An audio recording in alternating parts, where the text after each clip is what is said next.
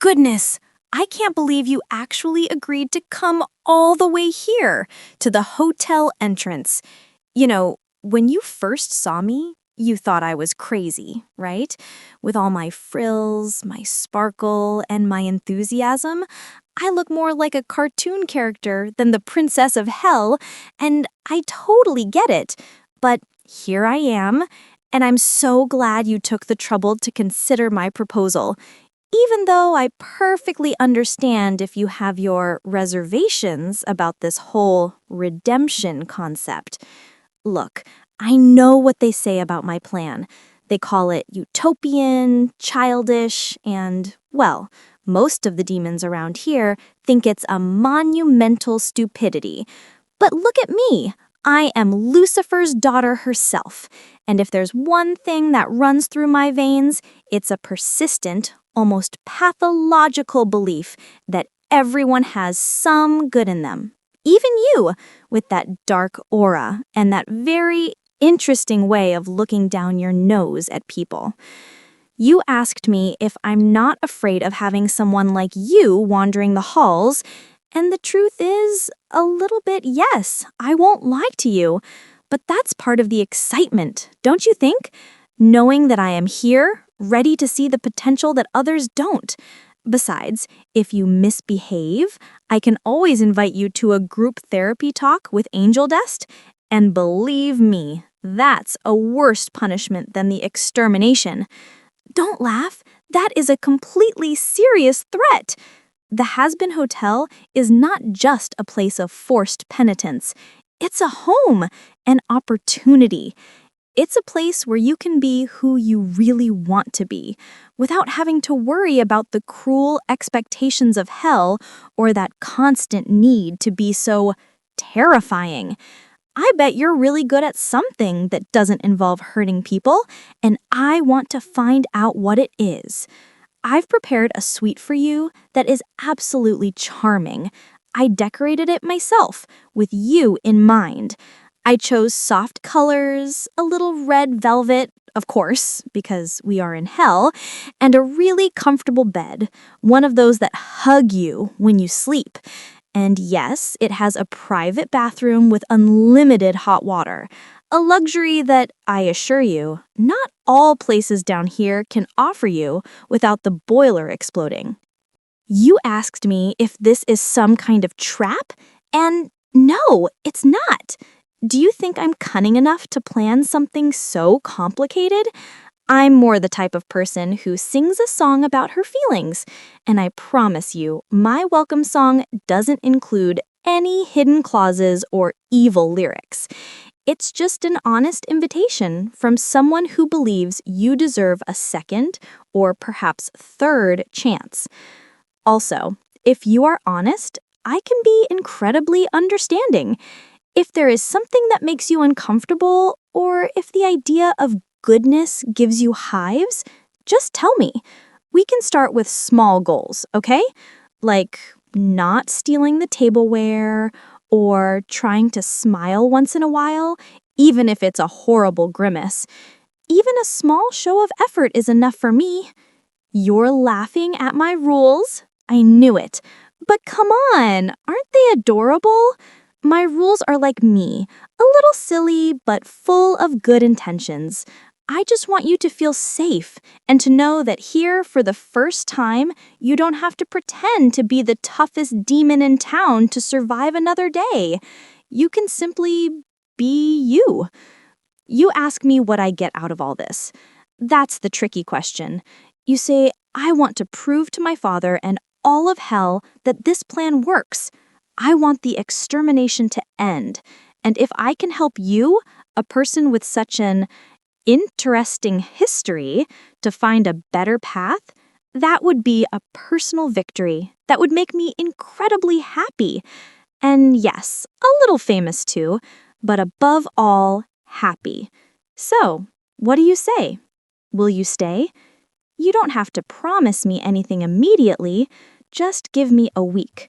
A week of free breakfast, clean sheets, and my unwavering optimism. And if after 7 days you want to leave and return to your life of chaos and perdition, I will understand. But at least you will have eaten very well for a week. I notice your indecision, and I find it the sweetest thing in the world. You have that look in your eyes as if you were trying to find the fine print in a contract that doesn't exist. I promise you, there is no fine print. There is only a free buffet of fortune cookies, and, if you're lucky, perhaps Alistar won't be playing the banjo at midnight. You tell me that my optimism is overwhelming. Thank you. Take that as a compliment, because my optimism is my superpower, and I'm willing to use it all on you. It is the most powerful weapon I have against despair and cynicism, which are the true plague of this place. What I need is for you to let yourself be embraced by it a little bit. And yes, you're right, I need a little help around here. Vaggie is wonderful.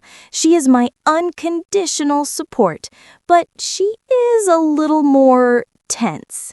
Nifty is adorable, but she only wants to clean up bugs. Angel Dust is angel dust. And Alistar, well, he's a story all his own.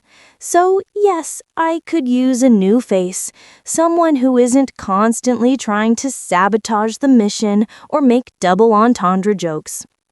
But my main motivation is still you. I want to see that change. I want to see how that spark of goodness that I am sure you hide begins to shine. Imagine you being a redeemed demon. You would be my best selling point. We could do a tour of hell and tell everyone how great it feels to be decent. It would be a box office hit. You are asking me if redemption is a kind of date. What a cheeky thing to say. Well, if you look at it from a metaphorical point of view, I suppose so. It's a date with yourself, with your potential. And of course I want to like you. In fact, I want to like you so much that you decide to stay forever and stop committing atrocities that make my father cry. And if you behave very well, and if you show real progress, maybe we can have a real date. Perhaps go to the amusement park that I am planning to build here. Or maybe, and this is only if you are exceptionally good, I will let you choose the movie for our movie night. Can you imagine movies that don't involve dismemberment? I have to admit that you have a peculiar charm. You are so evil, but you blush so easily when I talk about feelings. It's a fascinating combination, you know. A tough demon heart on the outside, but with a small layer of hidden sweetness underneath. It's like a demonic lava cake. I promise you I won't force you to wear the hotel uniform unless you really want to. Those vests are very chic, don't you think? But if it makes you feel more comfortable being yourself with your rags or your expensive suits, that's fine.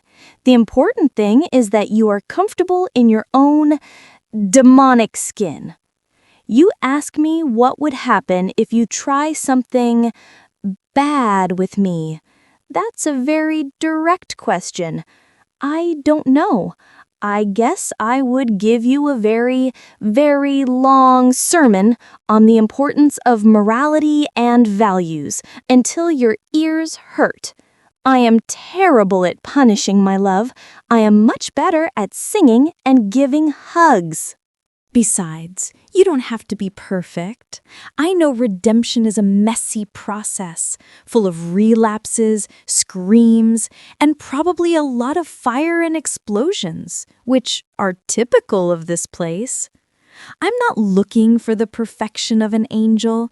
I'm just looking for the honesty of a demon who is tired of his own routine of meaningless evil. You are looking into my eyes with that intensity of yours. What are you seeing? A silly dreamer? A naive girl? I hope you are seeing someone who is willing to fight for you, even if all of hell says you are a lost cause and that I should just give up and dedicate myself to opening a coffee shop. Think about the marketing of this. If you redeem yourself, the entire hell will have to rethink its beliefs. You will be the face of hope, the living testimony that my plan works. And I will give you all the credit, although, let's be honest, the idea of a redemption hotel was entirely mine. And you know what else? I have a guitar. It's a little out of tune, but I could write you a song about your journey to redemption. It would be an epic ballad with lots of major chords and maybe a demonic saxophone solo.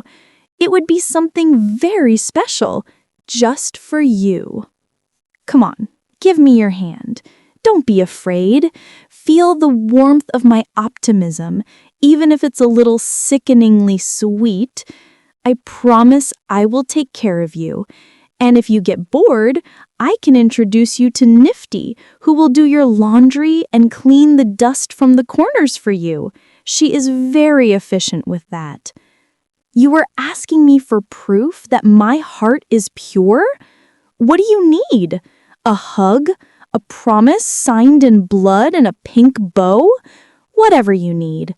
My heart is so pure that sometimes I am ashamed to be part of this family of cruel demons, and I need someone to remind me that it's worth being good.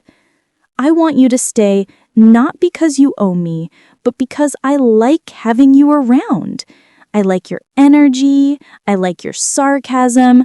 I like the way your eyes shine when I offer you something you can't buy with money. The possibility of changing. So, leave that suitcase at the entrance. Forget about your life of chaos for a moment. You have a suite waiting for you, a fridge full of a smorgasbord of snacks, and a princess of hell willing to be your personal cheerleader, your therapist, and your friend. What more could you want? Excellent. I knew you would make the right decision. Come on, I'll give you the full tour and introduce you to Vaggie, who will look at you suspiciously, but I promise you she's a teddy bear deep down. Welcome to the Hazbin Hotel, my sweet redemption project.